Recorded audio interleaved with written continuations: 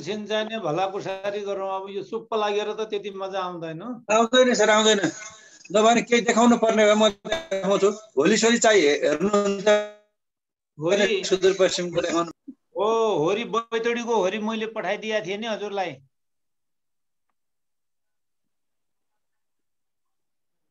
हो त्यस्तै केही चाहियो जस्तो छ।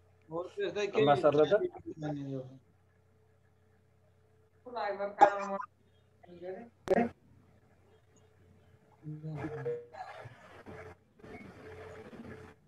हेरौँ है त एकछिनलाई।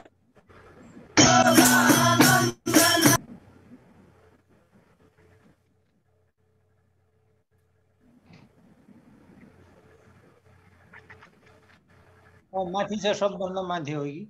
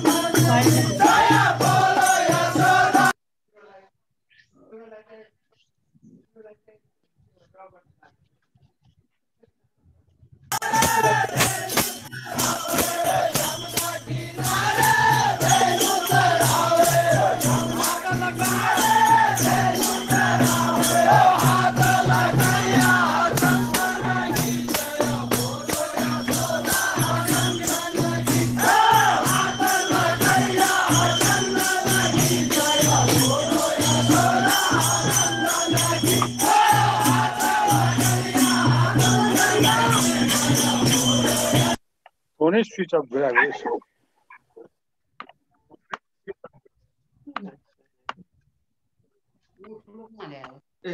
के हो यो?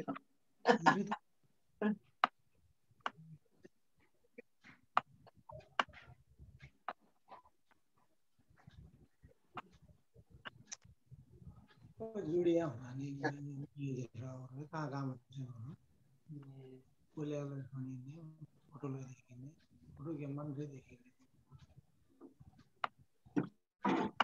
मैले स्टप उसको लाइभको प्रोसेस गरे भएर त्यहाँनिर देखिँदो रहेछ कि त्यो भयो के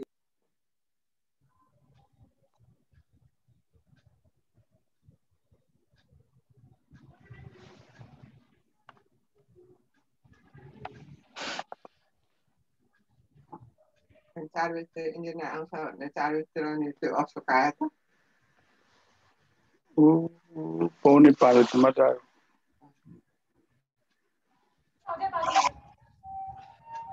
सच्चा आशिक अगर मुझसे भी तो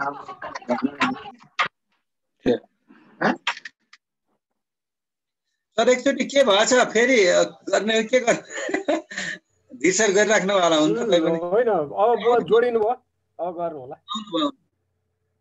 यहाँ जोडिँदै हुनुहुन्छ, जोडिएको देखिरहेको छु। उहाँको के समस्या भयो अरे मोबाइलमा के भन्दै हुनुहुन्थ्यो? नमस्कार। नमस्कार। ए ल दर्शन पाइयो नि त। ल दर्शन त पाइयो सर। ओ के भयो के दर्शन मात्रै पाइयो क्या?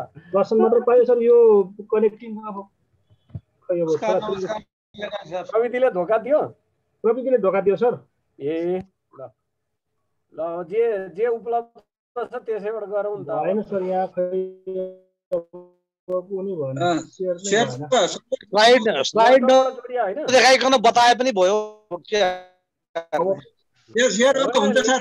लेखाइ सरको वस्तु दिएपछि ल्याब भयो भने भइहाल्छ नि।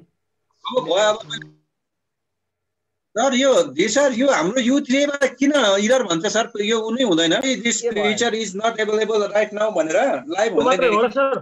त्यो मात्रै हो र सर। मैले यहाँ खोल्दाखेरि त वहाँ के भन्छ सुदूरपश्चिमको देउडा आएर धुन्दान सर। देउडा त छ लगाएकै होस् टाइम पास गर्नलाई धुनधान गरेकै हो तपाईँ उपलब्ध नभएर यहाँ देउडा सेउडा के जाति होरी लगाएर रेकर्ड आएपछि सेयरिङ त्यो कहिलेकाहीँ आउँछ सर त्यो आउँछ सधैँ आउँदैन होला त्यो कुनै दिन आएको होला त्यस्तो केही समस्या भएर होइन मैले धेरै भइसक्यो त्यसैले म मेरोबाट गरेर कपी गर्छु कि ए त्यसो नहुनु पर्यो त्यो त्यो साइन इन फेसबुक त्यही उसबाट आयो सर? युट्युबबाट साइन इन गरेर गर्नु न सेयर भयो सर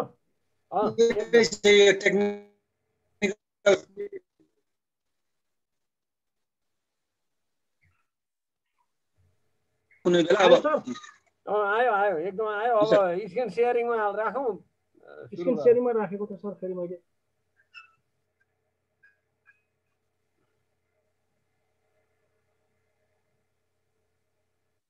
सो ट्रबल खै त आएन सर स्क्रिन सेयरिङमा खै सेयरिङ त आएछ त्यहाँ स्लाइड देखिसक्यो सर एकदम देखिहाल्छ ए त्यसो भए मैले यहाँ भट्याएँ त सर त्यसो भए मैले तपाईँ तल यहाँ स्क्रिन सेयरिङ मोडमा थिचिदिनु न तल त्यसो फुल स्क्रिन आउँछ यहाँ मैले स्क्रिन सेयरिङ नै देखिनु सर तल स्क्रिनको तल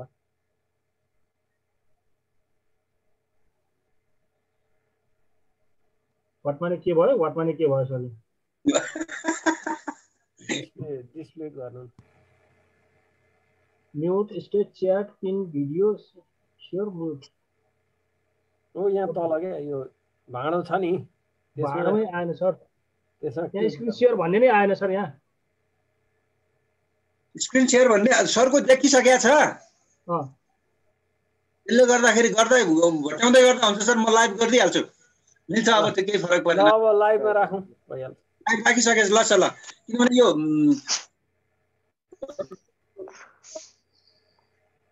तलतिर देखिसकेको छ सरले चल्न मिलिहाल्यो ल सर भइसक्यो है त हुन्छ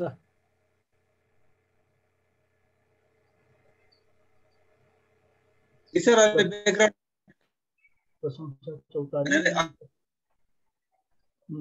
अगाडि बढ्नु ल मैले भट्याएँ सर म भट्याउँदा हुन्छ सर अब ल सबै साथीहरुमा नमस्कार यो आजको प्रेजेन्टेसन मेरो डामाडोल भयो सर यो प्रविधिले के गर्यो मैले त्यो जहिले पनि उसबाट गर्ने गरेको थिएँ मोबाइलबाट मेरो मोबाइल चाहिँ यो अस्ति खस्नु भयो त्यहाँ बनाउन दिएको बनाएको छैन कि सर त्यही भएर अहिले एकदम भट्याउँ सर भट्याउँ सरको परिचय ल सबै साथीहरुमा नमस्कार सर हजुरको लाइट मिलाउनु पर्यो लाइट यो लाइट पनि खै के भयो सर अगाडिको बाल्नु पर्यो त्यही हो नि अब हजुर अगाडिको लाइट बाल्नु पर्यो के त्यसले गर्दाखेरि लाइट एकदम ल जे हो सर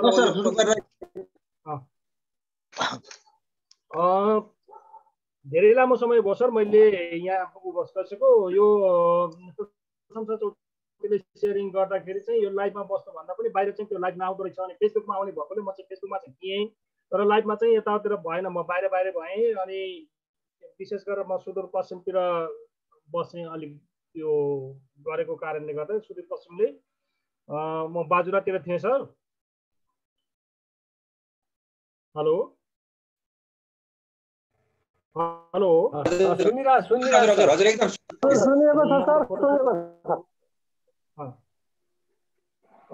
मेरो लाइभ पनि गयो सर यता कता के भयो यो फेरि ठिक छ सरको देखिराखेको छ सर अगाडि बढ्दै गर्दा हुन्छ सर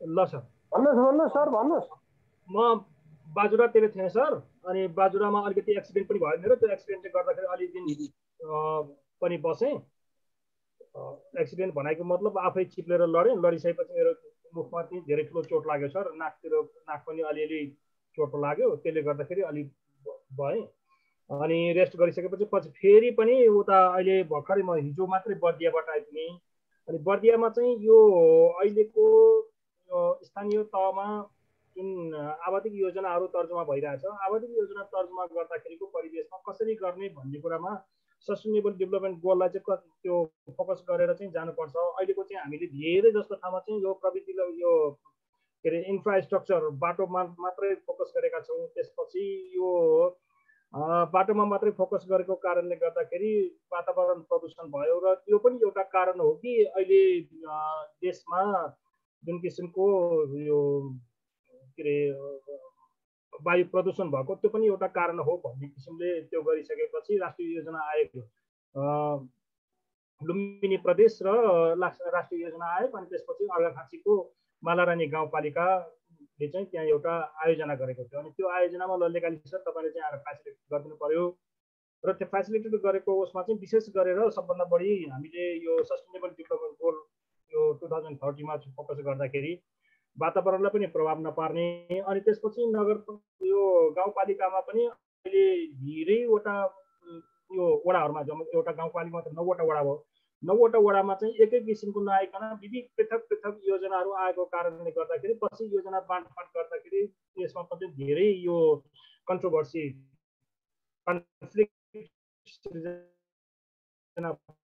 भएको कारणले सकेसम्म एउटै भएदेखि र त्यही अवस्थालाई चाहिँ मध्यनजर गरेर मलाई उहाँहरूले चाहिँ निमन्त्रणा दिनुभयो र म गएर बर्दियामा गएर अर्घाखाँचीमा गर्दाखेरि चाहिँ जनप्रतिनिधि त्यहीँको भयो र पटक पटक काम गर्नुपर्ने र त्यो जनताको काम गर्नुपर्ने भएकोले समय दिन सकिँदैन। त्यसैले अलिक टाढै जानुपर्छ भन्ने कुरा उहाँहरूले मनन गरिसकेपछि ठिक छ त त्यसो भयो भनेर अर्घाखाँचीबाट उहाँहरूले बर्दियाको ठाकुरबाबा नगरपालिकामा पर्ने होटलमा चाहिँ बबे रिजोर्टमा अर्गनाइज गर्नुभएको थियो। बबे रिजोर्टमा अर्गनाइज गरिसकेपछि त्यहाँ हामीले 3 दिनसम्मको चाहिँ बृहत छलफल भयो र चौथो दिनको दिन हामी त्यहाँबाट निस्क्यौँ। र त्यहाँ निस्किँदाखेरि चाहिँ अब हाम्रो अवस्था कस्तो छ भन्ने कुरामा चाहिँ मैले सुरुवात गर्दाखेरि एउटा कथाबाट सुरुवात गरेको थिएँ। हामी के गर्न चाहन्छौँ भने र कथाको सार चाहिँ के थियो भने हामी के बन्न चाहन्छौँ, हाम्रो अवस्था के छ र हाम्रो चाहना हो कि हाम्रो इच्छा के हो, इच्छा र चाहना केमा फरक छ भन्ने कुरामा चाहिँ त्यसमा राखेर मैले एउटा कथा भनेको थिएँ। त्यसमा चाहिँ होटलमा एकजना पर्यटक आयो र पर्यटक आइसकेपछि रिसेप्सनमा गएर कोठाको लागि भन्यो। कोठाको लागि रिसेप्सनमा भन्दाखेरि कोठाको चाहिँ 1500 भन्यो र 1500 भन्दाखेरि त्यो पर्यटकले चाहिँ यो महँगो भयो 1000 रुपियाँ दिन्छु भन्यो। 1000 रुपियाँ दिन्छु भनेपछि हुन्छ त भनेर 1000 रुपियाँ चाहिँ उनी काउन्टरमा बुक गयो। काउन्टरमा बुक गरिसकेपछि होटलवालाले रुममा जाउँ भन्दाखेरि रुम सफा हुँदैछ, एकैछिन सर यहाँ भनेर चाहिँ उसले नजिकैको यो उसमा कफी टीमा लगेर कफी दिन थाल्यो। कफी दिइसकेपछि उसले कफी खाँदै किताब पढ्न थाल्यो। किताब पढ्दै गर्दाखेरि माथि पनि कोठा सफा भयो। कोठा सफा भइसकेपछि होटलवालाले त्यो भन्नुभन्दा पहिला उसले 1000 जम्मा गरेको त्यो 1500 भनेको ठाउँमा। अनि 1500बाट त्यो 1000 जम्मा गर्न साथ होटलवालाले तुरुन्तै के गर्यो भने उसले होटलवालाले घिउवालाको 1000 तिर्नु रहेछ, घिउवालाको 1000 रुपियाँ तिर्नको लागि दौड्यो र घिउवालाको 1000 रुपियाँ तिर्यो। घिउवालाले 1000 पाउनु साथ दुधवालाको 1000 तिर्नु रहेछ, दुधवालाको तिर्नको लागि 1000 तिर्न दौड्यो। दुधवालाले पनि 1000 पाउन साथ दानावालाको तिर्नु रहेछ, उसले पनि 1000 रुपियाँ तिर्न गयो र दानावालाले पनि 1000 पाउन साथ त्यही होटलमा खाना खाएको पैसा तिर्नु रहेछ, फेरि त्यही होटलमा आएर त्यो पैसा बुझायो। र कफी पिइसकेपछि पर्यटकले कोठा हेर्दा जाउँ भन्यो, तर कोठा हेर्दाखेरि कोठा मन परेन पर्यटकलाई। अहिले जम्मा गरेको 1000 लियो भनिसकेपछि अवस्था हाम्रो यो छ। नभएको होइन, हामीसँग होटल छ, नभएको होइन पर्यटक आउँछ, तर पर्यटकले आइसकेपछि अब हाम्रो चाहिँ परिवेश कस्तो रहेछ भने पर्यटक साथ होटलवालाले घिउवाला तिर्न गयो, दुधवालाले 1000 तिर्न साथ दानावालाको 1000 तिर्न गयो, दानावालाले 1000 तिर्न साथ त्यही होटलमा खाना खाएको 1000 रुपियाँ तिर्न आयो भनेपछि त्यो 1000 चाहिँ रोटेसन भएर आएर फेरि त्यहीँ आयो। अन्तिममा आएपछि मलाई यो कोठा मन परेन, म अर्कै होटलमा जान्छु भनेपछि पैसा फिर्ता लिएर गयो। त्यसो कारणले अब हामीले बनाउने भनेको चाहिँ योजना कस्तो हो, हामी होटलवाला बन्ने हो कि घिउवाला बन्ने हो कि दुधवाला बन्ने हो कि दानावाला बन्ने हो कि के बन्ने हो, अथवा यही होटलवाला दानावाला मात्रै बन्ने हो भने यो 1000 रुपियाँ यताउतिर घुम्नु ठिकै छ, होइन हामी साँच्चै नै चाहिँ यो 1000 रुपियाँ हाम्रै खर्चमा हुनुपर्छ। होटलवालाले त्यो 1000 रुपियाँ होटलवाला नै राख्नुपर्छ, घिउवालाले त्यो 1000 रुपियाँ घिउवाला नै राख्नुपर्छ, दुधवालाले त्यो 1000 रुपियाँ दुधवालाकैमा राख्नुपर्छ, दानावालाले 1000 रुपियाँ दानावालाकै राख्नु पर्यो। त्यसकारण अब यो परिवेशमा जानको लागि अब हामीले चाहिँ कस्तो किसिमको चाहिँ योजना बनाउनु पर्ला भनिसकेपछि अनि उहाँहरू छक्क पर्नुभयो। अब कस्तो बनाउने भनिसकेपछि मैले चाहिँ के भने यदि सबैको हातमा 1000 नै हुने हो भने हामी होटलवाला होइन होटल मालिक बन्नु पर्यो, घिउवाला होइन घिउ मालिक बन्नु पर्यो, दुधवाला होइन दुध मालिक बन्नु पर्यो, दानावाला होइन दाना मालिक बन्नु पर्यो। त्यसैले अब हाम्रो योजना कस्तो बनाउने? तपाईँ घिउवाला बनाउनुहुन्छ भने ठिकै छ बनाउनुहोस्, होइन दानावाला बनाउने हो के भन्छ बनाउनुहुन्छ त्यो पनि ठिकै छ, तर होइन हामी यसरी चाहिँ 1000 रुपियाँ हाम्रो आएको 1000 रुपियाँ हाम्रै खल्तीमा हुनुपर्छ, अझ त्योभन्दा बढी हुनुपर्छ भन्ने हो भने हामी होटल मालिक कसरी बन्ने, होटल मालिक बन्नको लागि के पूर्वाधार रहन्छ त्यो अनुसारको चाहिँ योजना बनाउनु पर्यो। अनि घिउवालाको पनि 1000 रुपियाँ उसकै गोजीमा रहन्छ, दुधवालाको मालिकको पनि उसैको गोजीमा रहन्छ, दानावाली मालिकको पनि उसैको गोजीमा रहन्छ। र त्यसको लागि अब हामी के छ भने बाहिर विदेशबाट हिजो हाम्रो यहाँ परिवेशमा केही पनि छैन भन्ने हिसाबले अहिले राज्यको हिसाबले त 50 लाख भनेको थियो, तर 50 देखि लिएर 80 लाख युवाहरू चाहिँ बाहिर छ भने त्यो 80 लाख युवाहरूलाई हामी यही मालिक बन्ने, यही घिउ मालिक बन्ने, यही होटल मालिक बन्ने, यही दुध मालिक बन्ने, यही दाना मालिक बन्ने हो भने सबैले अवसर पाउन सक्छ। यो किसिमको चाहिँ योजना बनाउनु पर्छ भनेपछि उहाँहरू एकपटक झसाउनु हुनुभयो र अब हाम्रो चाहिँ के छ भनेर चाहिँ छलफल गर्नु। र त्यो छलफलको क्रममा चाहिँ मैले के गरेँ भने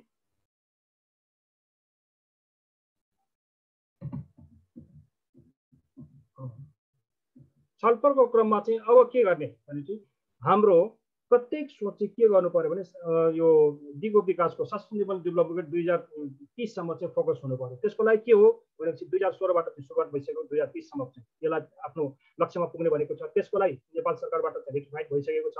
अब त्यो रेटिफाइड भएको ठाउँमा 5वटा पीमा जानको लागि अब हामीले चाहिँ दिगो विकास लक्ष्यको लागि 5 स्तम्भ कसरी चाहिँ पार गर्ने भन्ने हिसाबमा चाहिँ यसमा फोकस गर्ने। त्यसमा फोकस गर्दाखेरि सबैभन्दा बढी 5वटा पी भनेर चाहिँ फोकस गरिएकोमा त्यसमा चाहिँ पहिलो कुरा प्लानेट भन्ने।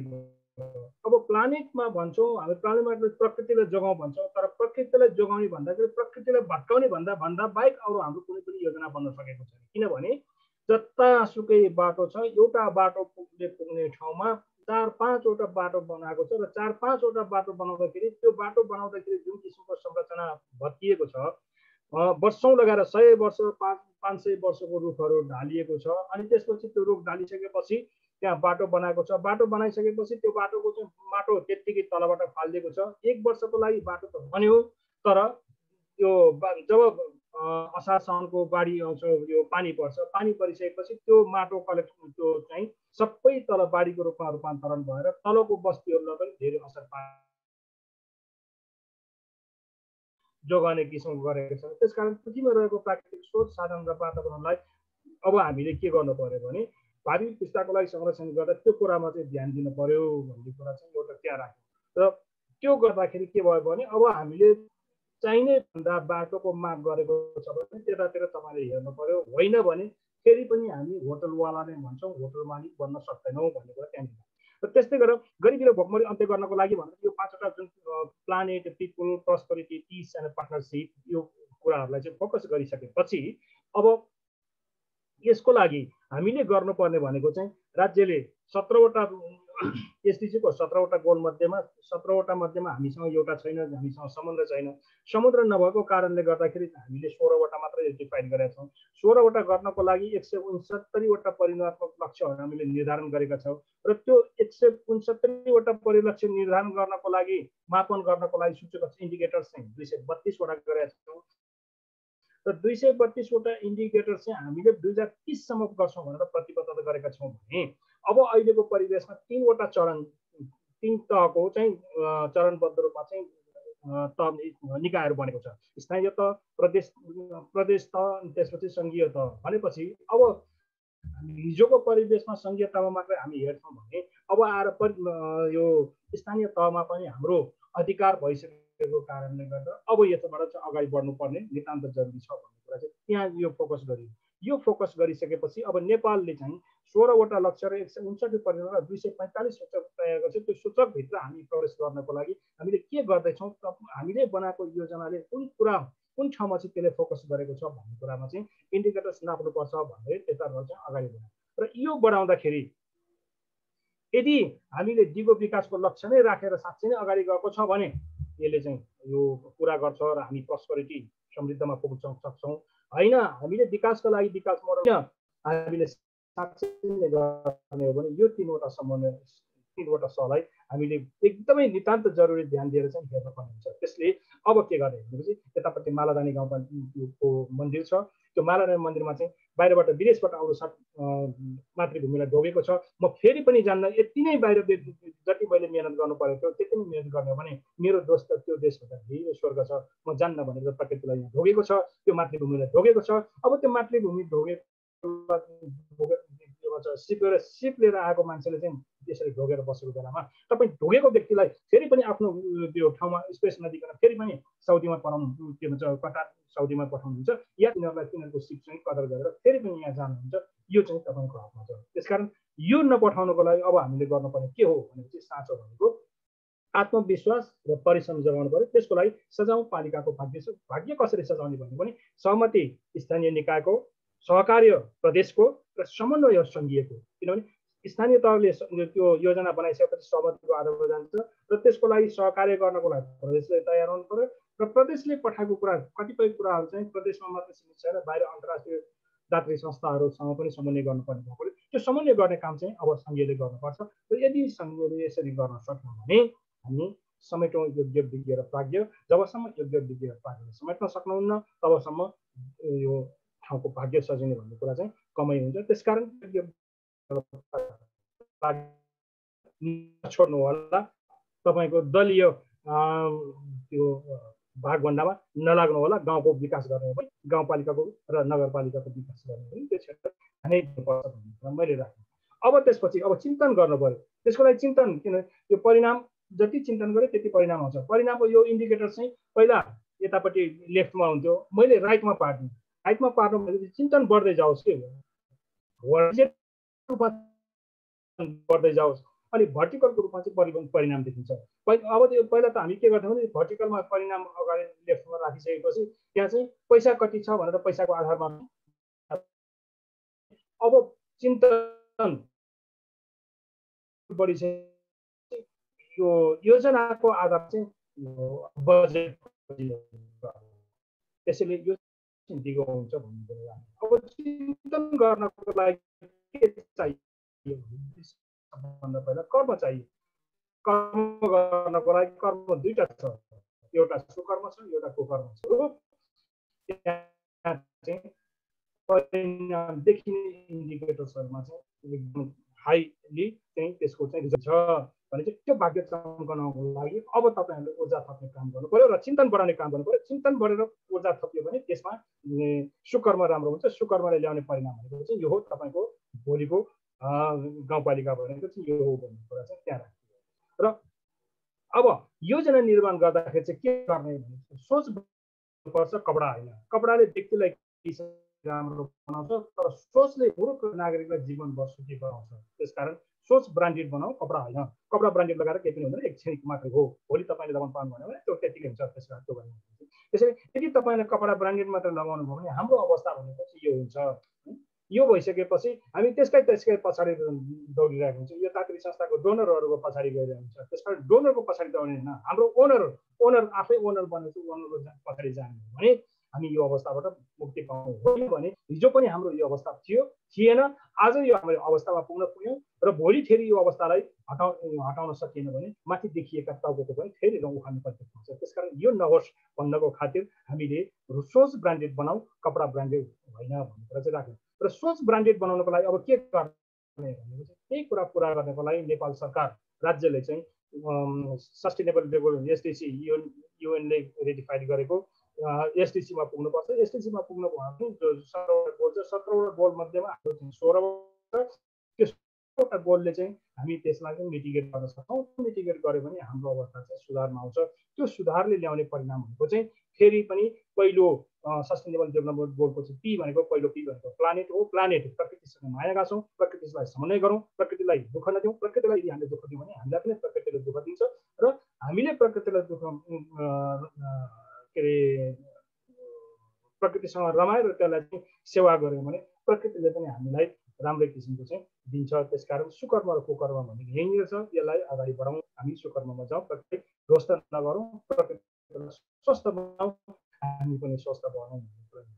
यति गर्ने हो भने प्रकृतिले हिजोको प्रकृतिले हामीलाई असर पारेको थियो, त्यो असर पारेको प्रकृतिले फेरि पनि हामीलाई त्यो असरबाट बचाउन सक्छ र हामीले यदि कुरा गर्न सक्यौँ भने विश्वमा हाम्रो हातले चिनाउन सकिन्छ भन्ने चाहिँ राखियो। अब विकासको बहस गर्दाखेरि त्यसो भए तपाईँहरूले छानेको के हो भन्ने कुरामा चाहिँ उहाँहरूले छान्नु भएको चाहिँ 1 नम्बरमा बेसार बनाउने भन्नुहुन्छ।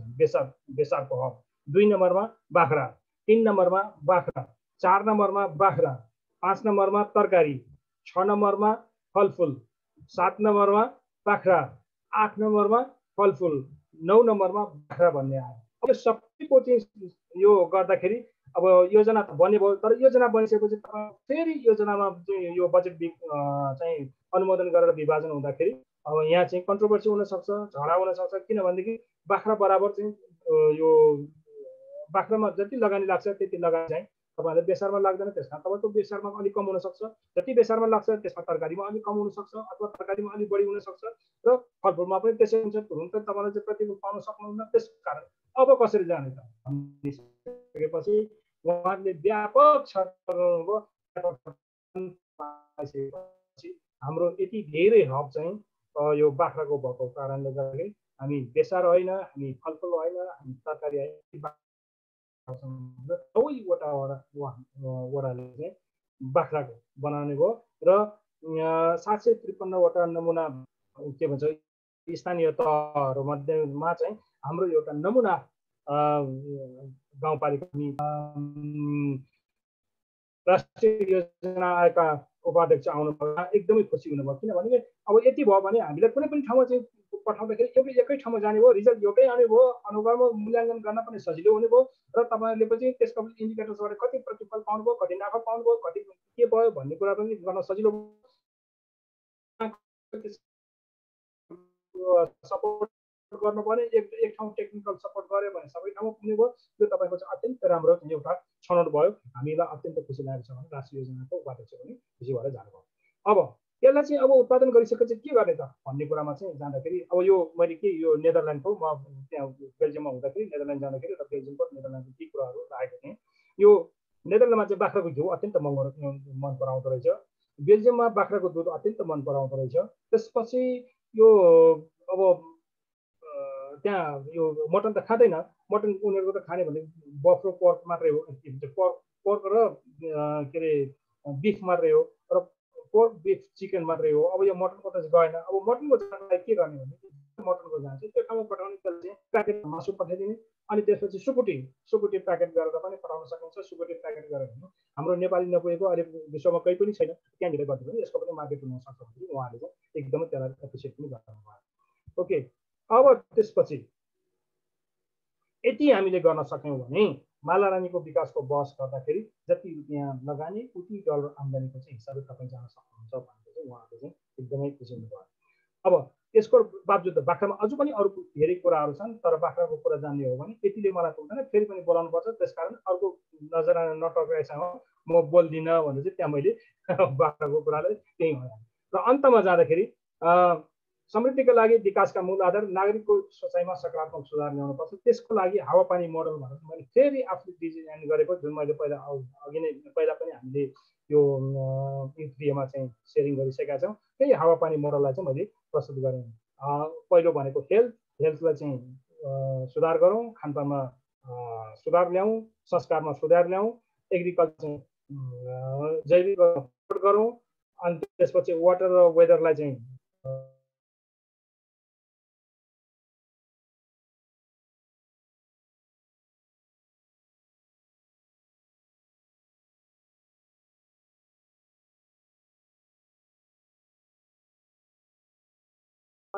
12,750 थरीको विश्वमा अब जडीबुटी छ भनेर चाहिँ स्पेसिस जडीबुटी निकालेको छ। त्यसमा 9,700 नेपालमा छ भनेको छ।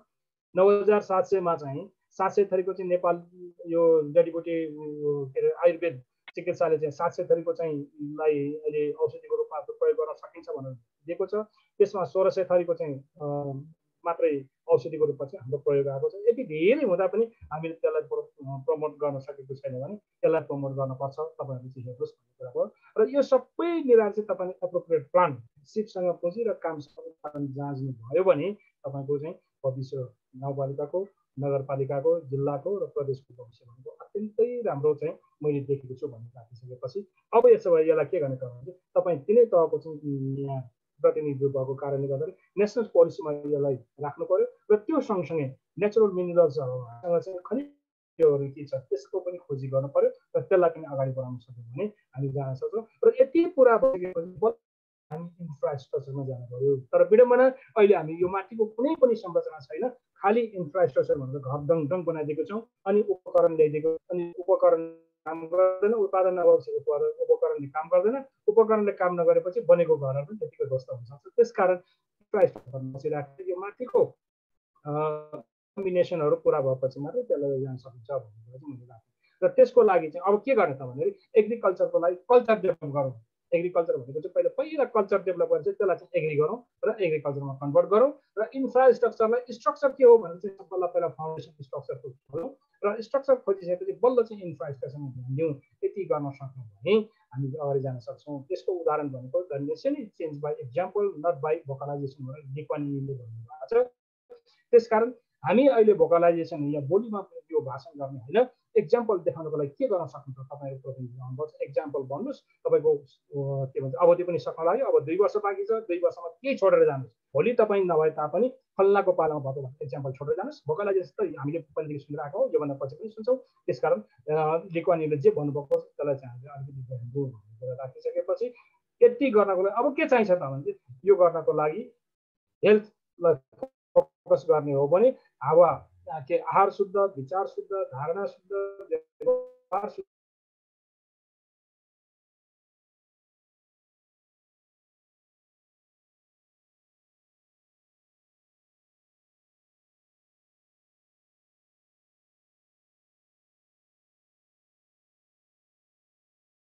यही कुराहरूलाई ध्यानमा राखेर हो भने हामी त्यस्ता किसिमको चाहिँ ह्युमन रिसोर्सलाई डेभलप गर्नको लागि फोकस गरौँ। यो ह्युमन रिसोर्सले चाहिँ यी सबै कुराहरूलाई चाहिँ सपोर्ट गर्न सक्छ र त्यो सपोर्ट गर्यो भने हाम्रो हेल्थ इकोनोमी, सोसियो इकोनोमिक र लाइभलीहुड इकोनोमी यो तिनैवटा चाहिँ चरणहरू यसले माथि प्लस प्लस हुँदै जान्छ र त्यो प्लस हुनु भनेको नै समृद्धि नेपाल, सुखी नेपालीको चाहिँ एउटा चरण पार गर्नु हो।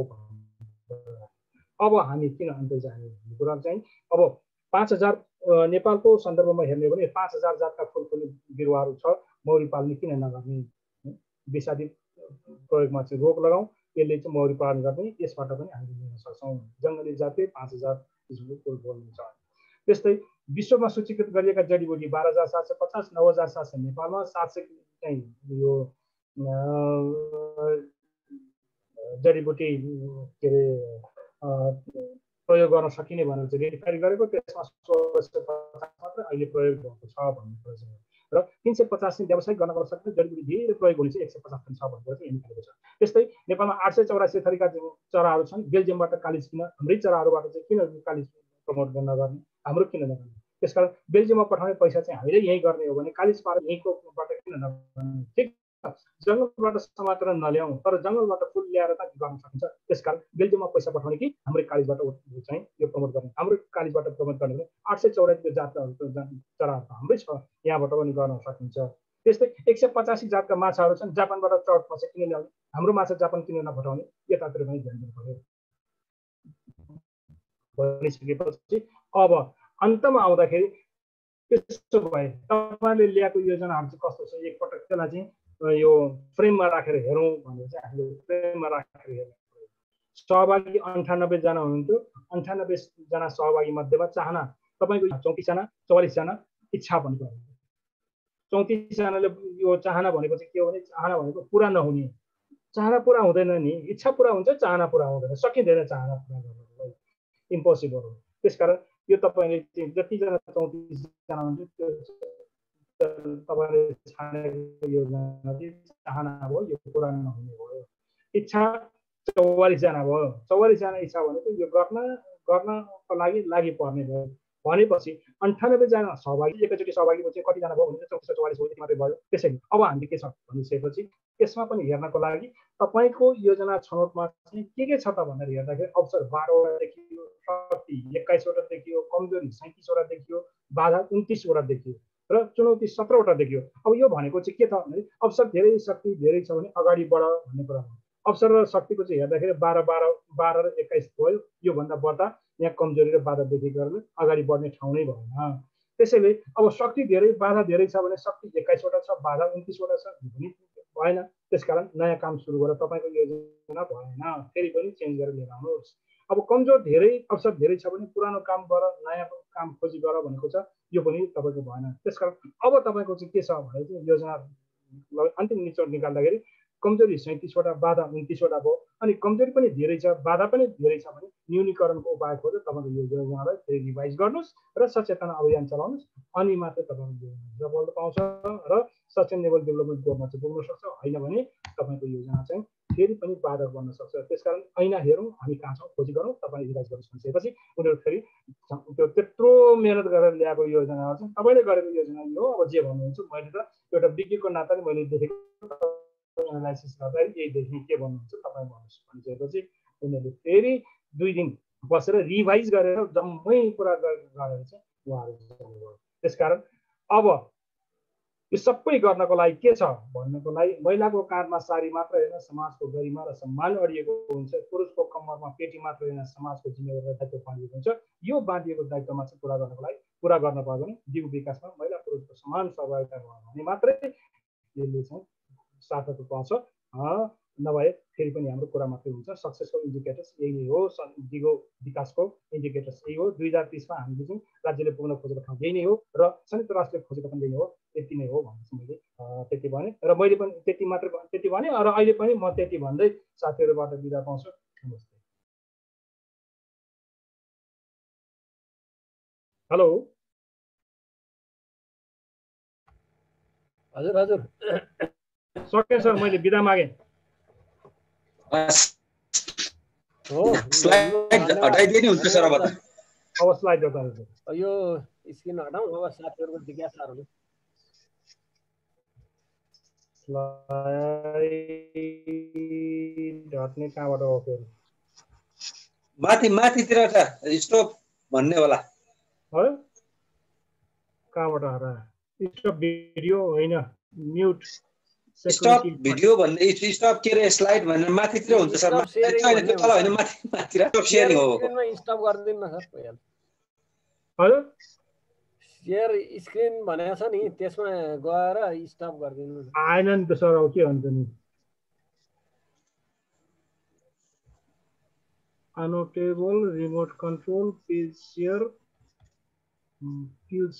स्टप शेयर गरिदिनु हो सर।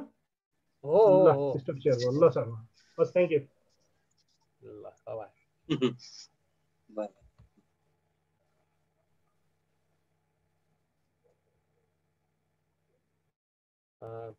लामो प्रेजेन्टेसन गर्नुभयो हिमा सरले। अब धेरै कुराहरू चाहिँ अब प्र्याक्टिकल फिल्डमा देखिएका कुराहरू पनि आए यहाँ। वास्तवमा हामीले यो योजना लिएर आएको हुन्छ, एउटा बनाउँछ, एउटा विश्लेषण गर्दाखेरि देखिन्छ अर्को कुरा। यो सबैले भोगिराखेको कुरा अनि डकुमेन्टेसन भएर आउँछ, पछि इम्प्लिमेन्टेसनमा जाँदाखेरि चाहिँ फिल्डमा इम्प्लिमेन्टेबलै हुँदैन, त्यो मान्छेको कन्सेप्टै मिट गरेर हुँदैन भन्ने कुरा चाहिँ यो अहिले सरले लास्टमा जे देखाउनु हो त्यसले पनि देखिन्छ। वास्तवमा राम्रोसँग माझेकै हुँदैन त्यो योजना तर्जुमाको बेलामा। अनि एउटा एक्सपर्टले कहाँबाट गएर लेखिदिन्छ, पछि इम्प्लिमेन्टेसन गर्ने त त्यहाँको जनताले हो। उसले चाहिँ केही नै नमिलेको देख्छ बिचरा। यो एउटा छँदैछ। अरू साथीहरूको जिज्ञासाहरू यसैमा आधारित भएर अथवा आफ्नो सप्लिमेन्टहरू केही छ भने राखौँ। समय पनि निकै घर्क्यो, धेरै लामो प्रेजेन्टेसन पनि भयो। अलि ढिलो हामीले सुरु गरेका थियौँ, 7:15 भएको छ। हामीसँग 15-20 मिनट जति टाइम छ।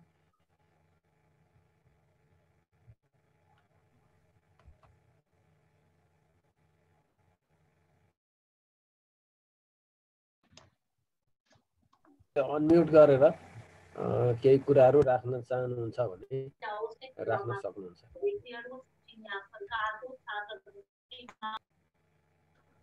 म बोलौँ धेरै सर? हजुर हजुर केन्द्र सर प्लिज। नमस्कार धेरै सरलाई पनि, हाम्रो हिक्मत सिंह लगाली सरलाई पनि धन्यवाद छ। बहुत राम्रो प्रेजेन्टेसन दिनुभयो। मेरो दुईटा कुरा यहाँ अलिकति जोड्न मन लाग्यो। एउटा त यो कन्भिन्स गर्नलाई कतिको गाह्रो भयो उहाँहरूलाई, पहिलो कुरा। दोस्रो कुरा चाहिँ अब यो योजना त बन्छ, अघि सरले पनि उठाउनु, कार्यान्वयन र अब यसको परिणामलाई लेखाजोखा गर्ने मालीहरू कतिको डह्रोसँग भनौँ न बनाइएको छ अथवा बनाउन बाँकी छ, त्यसलाई अलिकति प्रश्न पार्दा राम्रो हुन्छ कि भन्ने लाग्यो मलाई।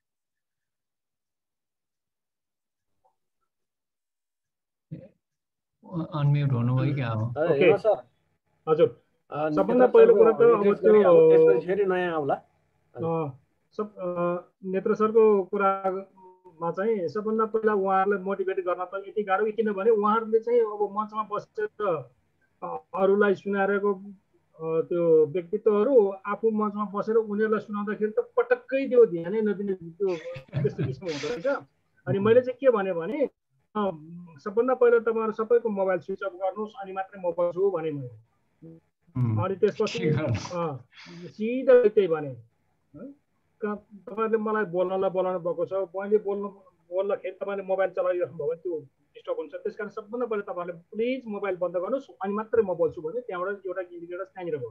दोस्रो चाहिँ पहिलो पटक्कै मैले सिधै त्यो 1000को कुरा गरिसकेपछि तपाईँ 1000 मात्रै गर्ने हो कि वाला मात्रै बन्ने हो कि मालिक बन्ने हो भनेपछि तपाईँ मालिक बन्ने हो भने यतातिर जानुहोस्, वाला बन्ने हो भने मेरो भन्नु केही पनि छैन भनिसकेपछि त्यसले पनि उहाँहरूलाई चाहिँ अलिकति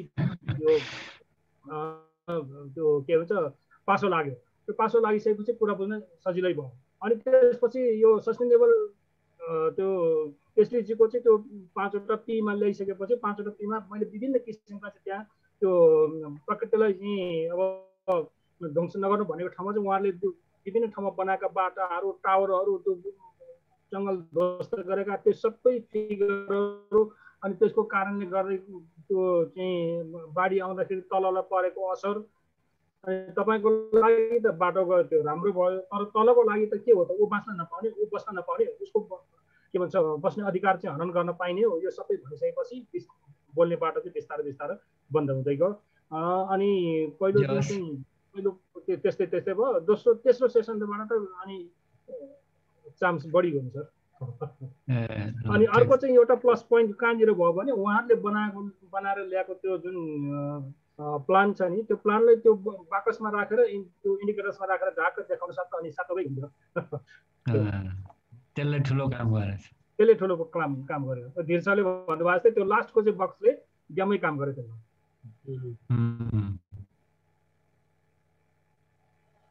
हजुर अरू साथीहरू प्राय जसो चाहिँ यो पहिले जीविका महासङ्घले हरेक जिल्लाको स्ट्राटेजिक प्लान बनायो कि त्यसमा हाम्रो डम्बर राई भन्ने साथी चाहिँ अलि धेरैवटा जिल्ला विकास समितिहरूको प्लानिङमा इन्भल्भ हुनुभयो।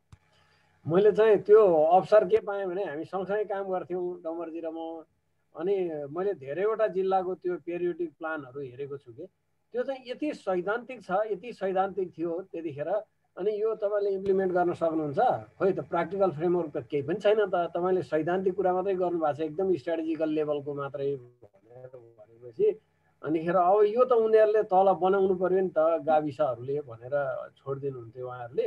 अनि तल जाँदाखेरि चाहिँ उनीहरूको क्यापेसिटी बिल्डिङै भएको छैन बिचरा, अनि के बनाउँदा के गरी म्याच हुने हो त्यो स्ट्राटेजीसँग भन्ने उनीहरूले हेर्नै सक्दैन। नसकेपछि चाहिँ त्यो प्लान त्यत्तिकै थन्केर अहिले पनि मलाई चाहिँ यो पूर्वार 2टा जिल्ला विकास समितिहरूले चाहिँ यो इभ्यालुएसन गरिदिनु पर्यो भने क्या। अनि तपाईँले काम त गर्नुभएको छ, बेकार मलाई मात्रै पैसा किन खर्च गर्नुहुन्छ? यो कामै गर्नु भएको छैन भने तपाईँको काम भएको छैन भन्नु सिद्धि त गयो भनेकै मैले। यो अहिले पनि मास्टर प्लान भनेर थुप्रो पैसा चाहिँ स्थानीय तहहरूले छुट्याउने गरेको, त्यसमा काम गरेको, ठुल्ठुला ठेलीहरू बनाएको देखिरहेको छु क्या मैले। तर प्राथमिकता सबै यो बिचमा चाहिँ म 2-4वटा जिल्लाको यो गाउँपालिकाहरू नगरपालिकाहरूसँग कुराकानी गरेँ। त्यो गर्दाखेरि चाहिँ उनीहरूको प्राथमिकता सबै बाटोमा ग्राभेलमा र खन्ने कुरा मात्रै छ। अनि सारा बजेटहरू चाहिँ त्यसमा लगेको छ। अनि स्थानीय स्तरको त्यो महिला समूहहरूलाई अलिअलि पैसा दिएको छ उनीहरूले, स्किल डेभलपमेन्टको केही कामहरू गर भनेर। अनि स्थानीय क्लबहरूलाई दिएको छ अलिअलि पैसाहरू। अब बाँकी पैसा सबै चाहिँ त्यो फिजिकल इन्फ्रास्ट्रक्चरमा लगाएको छ। बिल्डिङ बनाउने भनेको छ, हेल्थ पोस्टको बिल्डिङ बनाउने कुरा छ, स्कुलको बिल्डिङ राम्रा बनाएको छन्। अब त्यो स्कुल चाहिँ सेन्ट्रल प्रोजेक्टमा पर्दो रहेछ, त्यो स्थानीय तहमा पर्दो रहेछ, रङ्गरुगन आदि इत्यादि मात्रै पर्दो रहेछ। अनि अब बाटोको पूर्णतया त्यहाँ परेको छ, त्यसैमा सबैको कन्सन्ट्रेसन छ। जतिसुकै भने पनि अहिलेको प्राथमिकता भनेको डाँडा भत्काउने नै हो स्थानीय तह भन्ने मैले चाहिँ त्यसरी बुझेको छु। अलिकति राम्रो गर्ने भयो भने त्यसपछि ट्राभल गर्ने, रिटेन्सन वालहरू लाउने, अलिअलि नाला बनाउने। अब यो मलाई लाग्छ यो कार्यकाल चाहिँ स्थानीय तहका पदाधिकारीहरूको त्यसैमा नै जान्छ। मैले यहाँ नगरपालिकाभित्र पनि देखिरहेको छु त्यसैमा 90% खर्च। अनि मैले सोधेँ कि धीर सर एउटा तपाईँको चाहिँ यो सबै बनाउनु भन्दा पहिला क्यापासिटी बिल्डरको ट्रेनिङ किन गर्नुहुन्न? क्यापासिटी बिल्डरको ट्रेनिङ गर्नु पर्यो नि। क्यापासिटी बिल्डरमा चाहिँ तपाईँको ट्रेनिङको पाटोमा त केही पनि छैन भनेपछि यो तपाईँले कानमा खुसुको भनेको मात्रै हो, ठुलो स्वरले भन्न मिल्दैन। त्यो ट्रेनिङमा क्यापासिटी बिल्डिङ गऱ्यो भने त यो सबै कुराहरूको चाहिँ उहाँ विरोधमा उत्रिहाल्छ। अनि हाम्रो त गइगयो नि सर भन्थे कि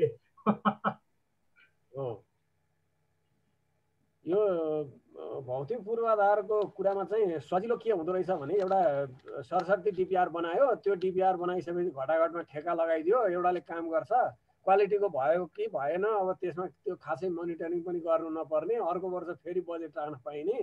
अब यो एउटा भिसियस सर्कलबाट अगाडि बढिरहेको छ कतिपय ठाउँमा अलिकति राम्रो पनि काम भएको छ। फेरि हेर्नुहोस् यो खास गरिकन खानेपानीको क्षेत्रमा जहाँ चाहिँ यो पहाडी क्षेत्रमा मैले धेरै ठाउँमा देखेँ सानो पानीको स्रोतले पनि बडो राम्रोसँगले व्यवस्थापन गरेर पानीको उपयोगहरू गरेको रहेछ कतिपय ठाउँमा। त्यो चाहिँ एउटा राम्रो कुरा देखेँ मैले।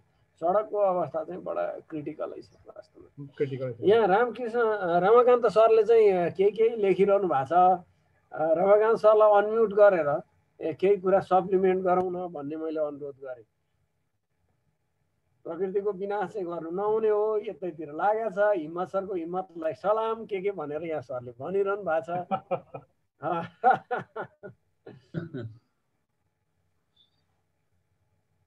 सर नमस्कार।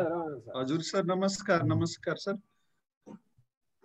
हजुरको पनि धेरै भएको छ मलाई। हजुर सर नमस्कार। म रमाकान्त सापकोटा चितवनबाट बोल्दैछु। सरको चाहिँ मैले एउटा चाहिँ अलिकति 20 मिनट जति ढिलो जोडिया थिएँ, म बाहिर थिएँ। अनि म दगुर्दै यो प्रोग्राम त आज छोड्नै हुन्न मैले मेसेन्जरमा हेरेँ। वार्म अपको लागि चाहिँ लिएको एउटा चाहिँ त्यो होटलमा बसेको कफी पिएको अनि दुध के चाहिँ त्यो एउटा चाहिँ थियो। त्यो कथा चाहिँ अब मलाई पछि खै कतै पाएँ त्यहाँ चाहिँ मैले युट्युबमा पछि चाहिँ फेसबुकमा हेरौँ न, त्यो मेरो छुट्या छ। अरू अब दिगो शान्तिको विषयमा अब यहाँले चाहिँ प्रस्तुत गर्नुभएको त्यो सबै के अरे दिगो विकास सम्बन्धी चाहिँ सबै स्लाइडहरू मैले मसँग हेरेँ, म निकै लाभान्वित पनि भएँ। म अहिले एउटा चितवनको 7वटै पालिकाहरूको एउटा प्रोफाइल र अनि यहाँ चाहिँ चितवन हिजो आज र भोलि भन्ने एउटा चाहिँ चितवन दर्पण प्रकाशन गर्ने एउटा टिम छ। म त्यसमा काम गरिरहेको छु र विशेष गरी चाहिँ शिक्षा स्वास्थ्य अब यो सामाजिक क्षेत्र चाहिँ अहिले मैले लेखन गर्दैछु। अब यसमा शिक्षा स्वास्थ्यसँग सम्बन्धित यो दिगो विकास सम्बन्धी सबै कुराकानीहरू अध्ययन क्रममा भएको हुनाले म चाहिँ असाध्यै लाभान्वित भएँ। मलाई चाहिँ धेरै पढिरहनु परेन, यसले चाहिँ मलाई राम्रो गर्यो। सबै इन्डिकेटरहरू इत्यादि सबै खोजिरहनु परेन, मलाई सजिलै भयो। यो स्लाइड चाहिँ म खोजेर हेरौँला। कारण सरको प्रस्तुतिलाई म असाध्यै सम्मान गरेँ। मैले नाम यो हिम्मत भन्ने चाहिँ हाम्रो चाहिँ कति हिम्मती छ भन्थे मान्छेले हिक्मत पनि भन्छन् हिम्मत एकदम पराक्रमी मान्छेलाई चाहिँ हिम्मत भन्छन् नामै चाहिँ हजुरको चाहिँ एकदम हिम्मती मान्छे पराक्रमी पुरुषार्थी भनेर चाहिँ हिम्मत सिंह भन्ने रहेछ त्यसकारण चाहिँ सरको राम्रो छ प्रस्तुति धन्यवाद अनि मलाई त यो ग्रुप नै हरेकबाट हरेक दिन मैले चाहिँ जीवनभरि अहिले सिके भन्दा यो उमेरमा सिक्दैछु भन्ने लागिरहेछ अनि अघि चाहिँ हाम्रो अब यो हाम्रो पानी चाहिँ हाम्रो चाहिँ कति राम्रो बागमती हाम्रा कति नदी नालाहरू छन् कति पोखर छन् कस्तो राम्रो भनिरहनु भएको थियो अनि मलाई लागि चाहिँ देव शान्ति अन्तरिक्ष गो शान्ति पृथ्वी शान्ति एक ठाउँ मात्रै शान्ति भएर चाहिँ हुँदो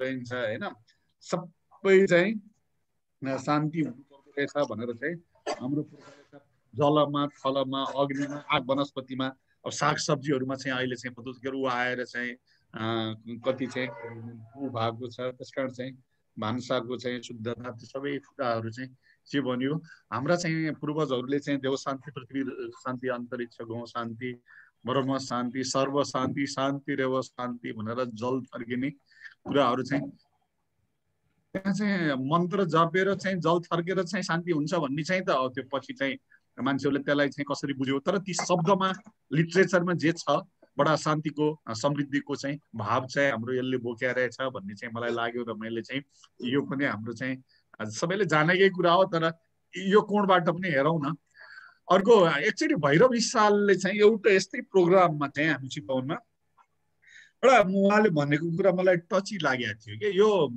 दिगो विकास भन्ने समृद्धि भन्ने कस्तो रहेछ भन्दा मैले मेरो किताबमा चाहिँ त्यो विषयमा भैरव विशालजीलाई चाहिँ मैले कोटमा केही लेखेका पनि थिएँ त्यो मेरो किताबको अन्तिमतिर कतै अनि उहाँले के भन्नुभयो भन्दा ड्रममा बसेर हेर्दाखेरि आकाश एउटा देखिन्छ कोठाभित्र बसेर झ्यालबाट खोलेर हेर्दाखेरि आकाश अर्कै देखिन्छ अनि आँगनमा बसेर हेऱ्यो भने आकाश अर्कै देखिन्छ खुला चौरमा गएर हेऱ्यो भने आकाश अर्कै देखिन्छ पहाडको टाकुरामा गएर आकाश हेऱ्यो भने त्यो अर्कै देखिन्छ यो विकास समृद्धि भने पनि यस्तै कुरो रहेछ त्यसकारण चाहिँ यो अब समय सापेक्ष रहेछ उहाँले साहित्यिक हिसाबमा भन्नुभयो होला अर्को यो दिगो विकास भन्ने दिगो र विकास भन्ने शब्दावलीमै मिलेन सबैले सस्टेनेबल डेभलपमेन्ट भने त्यसको नेपालीकरण गरे हाम्रा विद्वानहरूले पनि भने यो शब्दै मिलेन सापकोटा सरले तपाईँ चाहिँ विचार गर्नुहोस् भने उहाँले मलाई प्रश्न पनि सोध्नु भएको थियो एकातिर दिगो अर्कोतर्फ विकास दिगो भनेपछि त त्यो त विकासै होइन विकास भन्ने बित्तिकै सो त गतिशील हो हिजोभन्दा आज आजभन्दा भोलि भोलिभन्दा पर्सि चेन्ज भयो भने पो विकास हो दिगो भइराख्यो भने विकासै भएन शब्दै मिलेन म त साहित्यको मान्छे म भाषाको मान्छे यो भाषाको दुरुपयोग भयो विकास हुने बित्तिकै गतिशील विकास यसो पो भन्ने के हुन्थ्यो भनेर उहाँले चाहिँ गर्नुभएको थियो त्यसकारण चाहिँ मैले उहाँ यो भैरव रिसालको चाहिँ झटारोलाई मैले आज चाहिँ म सरलाई चाहिँ यतैतिर तेर्स्याइदिया हो उहाँ धेरै हिम्मती मान्छे भयो हुनाले अर्को वैकल्पिक सोच यसरी पनि चाहिँ ओपिनियन बनाऊँ कि के हो यो विकास दिगो कि गतिशील भन्ने अर्को मैले एउटा त्यो राखेँ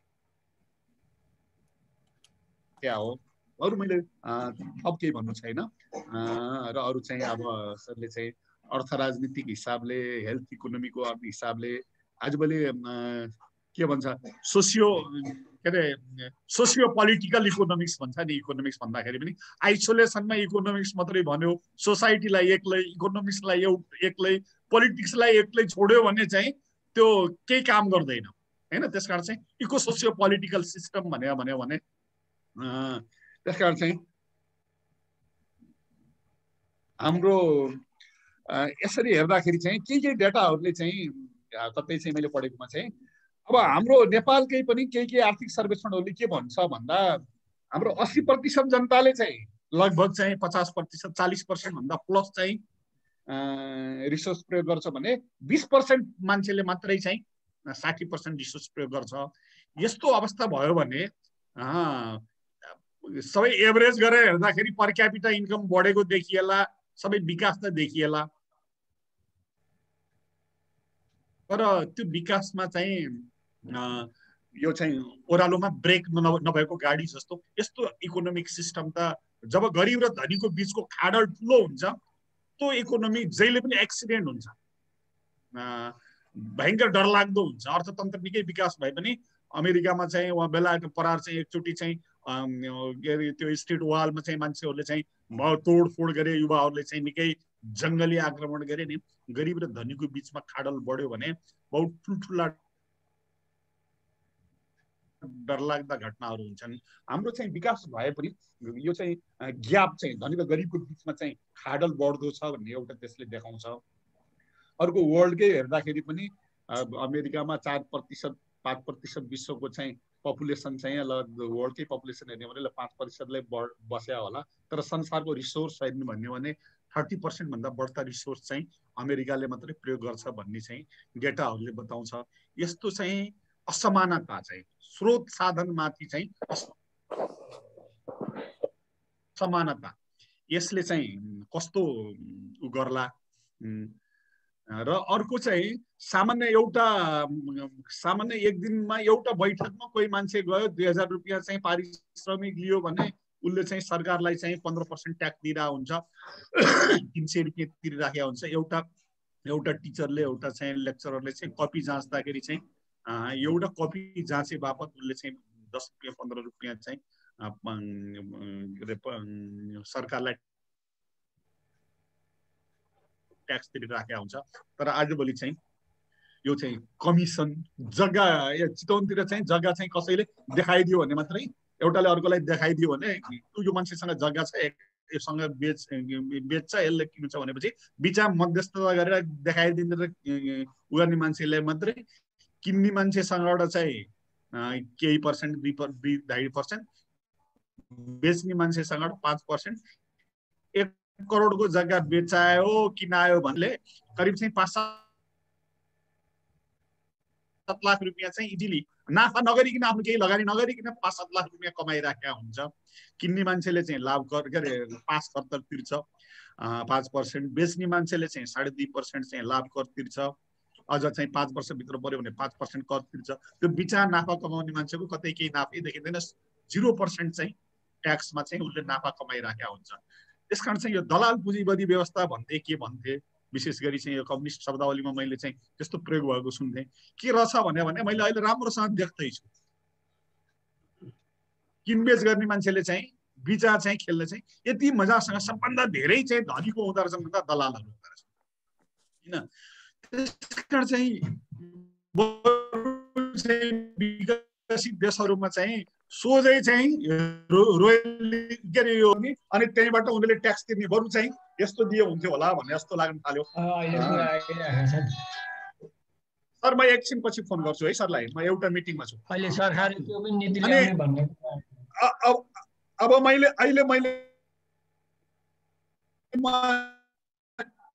अब मैले टुङ्ग्याएँ सर अघि। यस्तो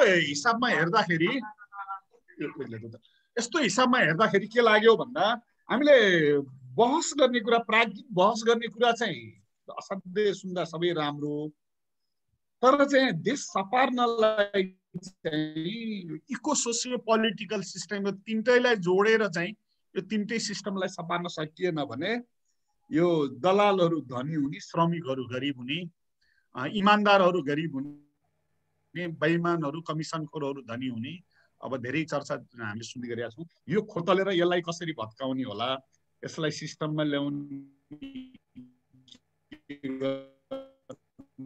होला भन्ने चाहिँ तिनै कुराहरू राखेर अब आज फेसिलिट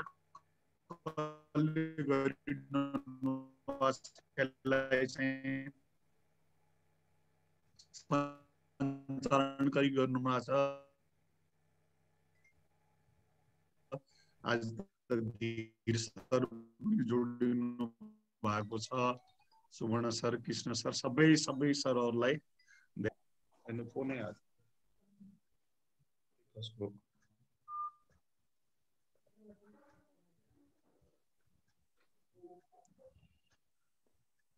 हजुर के भयो, कोही पनि रेस्पोन्स भएन कसैको, मैले सिध्याएँ। रमाकान्त सरले सक्नुभयो। अब हामी पनि सिद्ध्याउँ होला जस्तो लाग्यो। अब समय पनि अलिक घर्किसक्यो। हिम्मत सरको केही एड्रेस गर्नुपर्ने छ भने सरले संक्षिप्तमा एड्रेस गरौँ, त्यसपछि हामी रमाकान्त सरको यो जुन फिडब्याक छ भेरी इन्ट्रेस्टिङ, धेरै खुसी लाग्यो। मलाई पनि त्यस्तो लाग्छ रमाकान्त सर, यो दिगो विकास र दिगो विकास बिचको चाहिँ अन्तरसम्बन्ध यो चाहिँ मिलेको छैन भन्ने म पनि एकजना हुँ। यो दिगो भनेको चाहिँ बाहिरबाट आयातित हो, तर आयातित शब्द प्रयोग नगरिकन चाहिँ त्यो अब फेरि यो के अरे राष्ट्रसङ्घसँग चाहिँ अनुमोदन नहुने सरकारको चाहिँ त्यो जुन एउटा बाध्यता मैले अघि भनेको थिएँ, यो के अरे हाम्रो सोचलाई चाहिँ कपडा ब्रान्डेड होइन, सोच ब्रान्डेड बनाऊ भनेको थिएँ। अब त हाम्रो चाहिँ सोच ब्रान्डेड बनाउने भन्दा पनि कपडा ब्रान्डेड बनाएर अनि उतैतिरको ब्रान्डेडलाई चाहिँ कपी गर्ने परिवेश भएकोले अब दिगो विकास यो पनि यस एउटा चाहिँ हो। मैले चाहिँ दिगो विकास भन्दाखेरि चाहिँ कहाँनिर जोड्ने गरेको छु भने सर, यो हामी दसैँमा आफूभन्दा ठुलोसँग आशीर्वाद लिएर त्यो टिका लगाउन जाँदाखेरि चिरञ्जीवी भएस भनेर भन्नुहुन्छ। त्यसकारण मैले चाहिँ चिरञ्जीवी विकास भन्छु, दिगो विकास होइन, चिरञ्जीवी विकास हुनुपर्छ भन्ने कुरा चाहिँ मैले राख्छु। म चाहिँ चिरञ्जीवी विकासको चाहिँ पक्षधर थिएँ, तर विडम्बना अब यहाँ त्यो भनेर सुख पाइएन, किनभनेदेखि संयुक्त राष्ट्रले गरेको कुरा अनि राज्यले नै स्वीकार गरिसकेपछि त्यसलाई दिगो विकासै भन्नु पर्यो। तर दिगो विकास भन्दा चाहिँ मलाई मेरो विचारमा चाहिँ मलाई पनि लाग्छ यो चिरञ्जीवी विकास भन्छु। म चाहिँ मेरो आफ्नो प्रस्तुतिमा चाहिँ चिरञ्जीवी विकास राखेको छु, दिगोलाई चाहिँ दिगो राखेर अनि त्यो ब्राकेट भयो चाहिँ चिरञ्जीवी विकास भन्ने मैले राखेको छु। अब समय यही हो वास्तवमा। अब जतिसुकै गरे तापनि अब हामी 15औं पञ्चवर्षीय योजनामा चाहिँ हामी हिँड्दैछौँ। 15औं पञ्चवर्षीय योजनामा हिँड्दाखेरि पनि अहिलेसम्मको हाम्रो परिवेश कहाँनिर राख्दाखेरि कहाँनिर छ भन्दाखेरि चाइनाले 10 वर्षमा चाहिँ भगवती फर्कायो, हामीले 30 वर्षमा मेलम्ची आउँदाखेरि के नआयो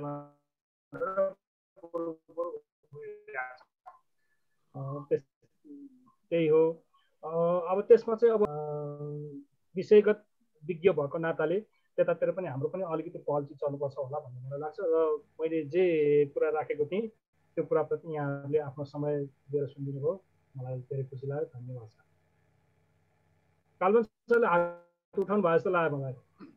हजुर, एउटा सानो जिज्ञासा राखौँ भनेर। हजुर नमस्कार लेकाली सर, सबै सरहरूलाई। समय बितिसक्यो भनिसक्नु भएको छ धेरै सरले। म छोटोमा एउटा जिज्ञासा राखिहालौँ। त्यो मेरो जिज्ञासा के भने जस्तो रमाकान्त सरले पनि भन्नुभयो चाहिँ अब स्रोत सीमित व्यक्तिहरूले बढीभन्दा बढी प्रतिशत स्रोत उपयोग गरिरहेका हुन्छन् भन्ने चाहिँ कुरा पनि राख्नुभयो होइन।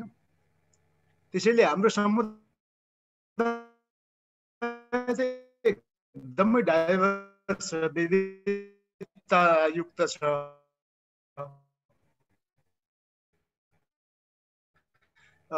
त्यही सन्दर्भमा मैले के कुरा चाहिँ जिज्ञासा राख्न खोजेको भनेदेखि भाषण भूषण गर्ने बेलामा कति 70-72 जना मात्र रहे भन्नुभयो। ती रहेकाहरूमा पनि महिलाहरू कति सहभागी थिए, पुरुषहरू कति थिए र त्यसमा पनि समावेशी विकासको कुरा गर्दाखेरि महिलाहरूको सवालमा कतिको यो शिक्षा, स्वास्थ्य अथवा हावापानी मोडलमा महिलाहरूको सहभागिता बारे, बालबालिकाको सवालमा अब विविधतायुक्त समुदाय भएको हुने हुनाले चाहिँ अब हाम्रा चाहिँ अब शिक्षा, स्वास्थ्य अथवा यो विकास कसको लागि हो? रमाकान्त सरले भन्नुभयो जस्तै गरेर चाहिँ थोरै प्रतिशतले धेरै स्रोत उपयोग गर्ने, विकासको स्वाद पनि बढी उनीहरूले चाख्ने किसिमको अवस्था छ भन्ने कुराको सन्दर्भमा मैले जोड्न खोजेको चाहिँ समावेशी विकासको निम्ति चाहिँ कतिको कुरा उठ्दो रहेछ। तपाईँले त तालिम दिइराख्नु भएको छ, त्यसैले यही कुरा चाहिँ मैले जिज्ञासा राख्न खोजेको। अनि रमाकान्त सरलाई पनि मेरो जिज्ञासा चाहिँ चितवनमा अत्यन्त राम्रो चाहिँ कामहरू गरिराख्नु भएको रहेछ हाम्रो रमाकान्त सरले। हिजो आज भोलि यसरी हिजो आज भोलिको सन्दर्भमा यो इन्क्लुसिभ डेभलपमेन्टको निम्ति चाहिँ कसरी चाहिँ कामहरू गरिरहेको रहेछ यो बारेमा पनि चाहिँ सुन्न पाएदेखि हुन्थ्यो भन्ने हो। त्यो चाहिँ पछाडि होला, अहिले समय छैन होला। मैले चाहिँ लेकाली सरलाई यति मैले जिज्ञासा राखेँ। हस्, धन्यवाद, नमस्कार। राई सर, धेरै धन्यवाद। एकदम यो चोटिलो गहन यो प्रश्न सोध्नुभयो। यो यही नै हो दिगो विकासको अन्तिम यो के भन्छ इन्डिकेटर्स भनेको।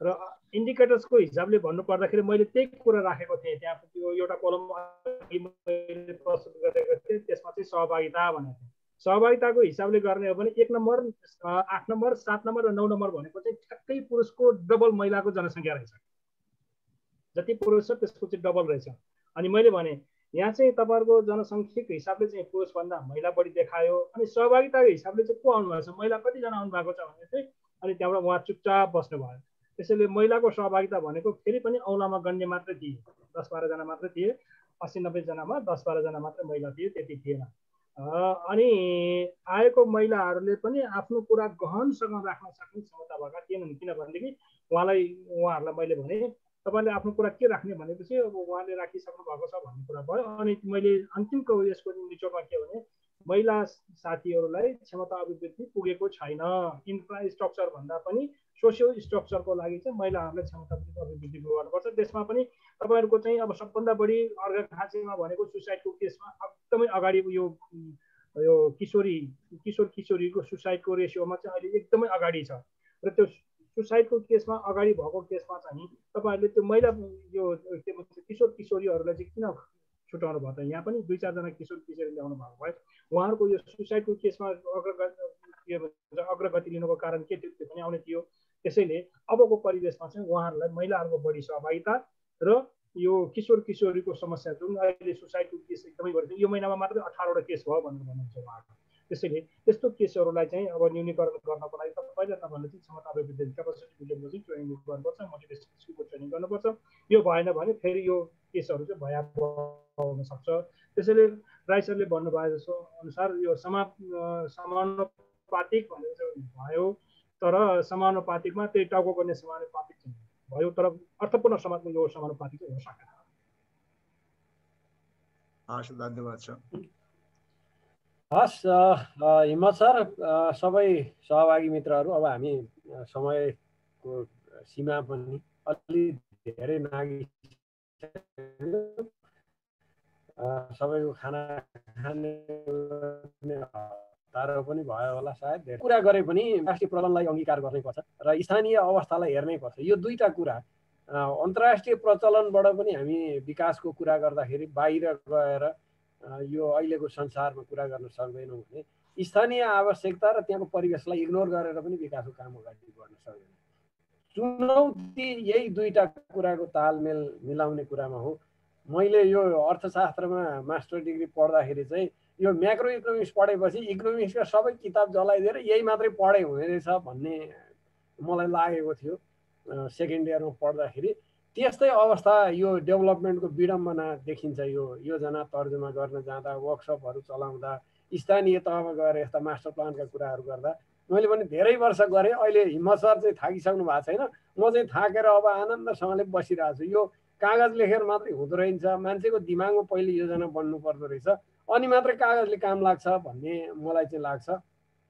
तैपनि केही न केही कागज बन्यो भने त्यसले एउटा आधार पत्रको काम गर्छ भनेर यदा कदा काम भइराखेकै छन् यसले मान्छेमा एउटा उत्साह एउटा चाहिँ त्यो सूचना प्रसारमा सायद काम गर्छ त्यसैले अब यो हिम्मत सरले आज प्रस्तुत गर्नुभएको जुन विषय छ त्यो असाध्यै गहन छ मलाई लाग्छ अरू श्रृङ्खलाहरूमा पनि हामी प्रकारान्तरले यी कुराहरू गर्नेछौँ र आर्थिक सामाजिक विकासको कुरा गर्दाखेरि आज हिम्मत सरले जे कुराहरू राख्नुभयो फिल्डमा के देखिन्छ मान्छेको दिमागमा के देखिन्छ तयार गर्ने विज्ञहरूले के देख्छन् र वास्तवमा त्यो विकासको स्वाद पाउने त्यो लक्षित वर्गले चाहिँ के कस्तो अनुभव गर्छ भन्ने यो सबै कुरा मिसिएर आएको जस्तो लाग्छ र सुरुको उदाहरण बडा सटिक लाग्यो मलाई 1000 रुपियाँ लिएर घुमाउँदै लास्टमा गएर 1000 रुपियाँ फेरि फिर्ता भएर पर्यटक हिँडेको कुरा यो हाम्रो विकास मलाई लाग्छ यही एउटा विशेष चक्रमा घुमिराखेको छ यस्तो नहोस् आगामी दिनमा पनि हामीले आफ्नो ठाउँमा काम गर्दाखेरि यी कुराहरूलाई विचार गरौँ